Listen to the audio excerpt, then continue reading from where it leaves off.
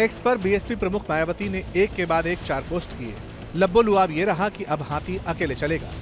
बहन जी ने लिखा है, हरियाणा विधानसभा के चुनाव परिणाम और इससे पहले पंजाब चुनाव के कड़वे अनुभव के मद्देनजर आज हरियाणा और पंजाब की समीक्षा बैठक में क्षेत्रीय पार्टियों से भी अब आगे गठबंधन नहीं करने का निर्णय लिया है, जबकि भाजपा, एनडीए और कांग्रेस इंडिया अलायंस से दूरी पहले की तरह ही जारी रहेगी। हरियाणा में बीएसपी ने चौटाला की आईएनएलडी से गठबंधन कर चुनाव लड़ा था। अब कह रही हैं कि हमारा वोट तो ट्रांसफर हुआ, उनका यानी जाट का हमको नहीं मिला। बहन जी खुद जाटव हैं और दलित वोटों की राजनीति करती हैं, जबकि चौटाला जाट हैं। हरियाणा में मायावती की पार्टी 37 सीटों पर लड़ी और कुल 1.86% वोट मिले। आईएनएलडी 53 सीटों पर लड़ी और उसे 4.14% वोट मिले। अब मायावती जिस वोट ट्रांसफर का दावा कर रही हैं, उसकी सच्चाई क्या है, ये जानने के लिए चुनाव बाद कराए सर्वे के ये आंकड़े देखिए, जो सीएसडीएस की तरफ से किया गया है। सर्वे के मुताबिक जाटों का 53% वोट कांग्रेस ले गई, बीजेपी को 28% जाटों ने वोट दिया।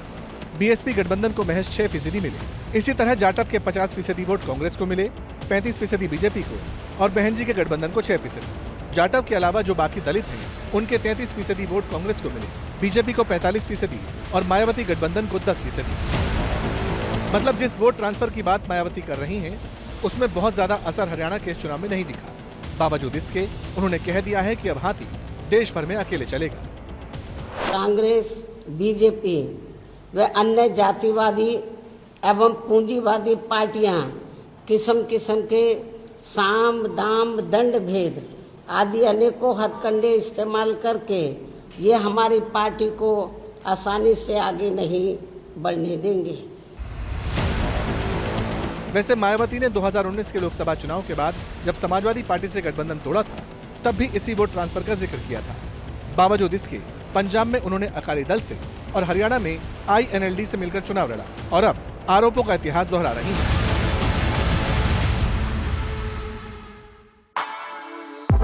For exclusive and insightful videos, subscribe to our new channel ABP Live Premium.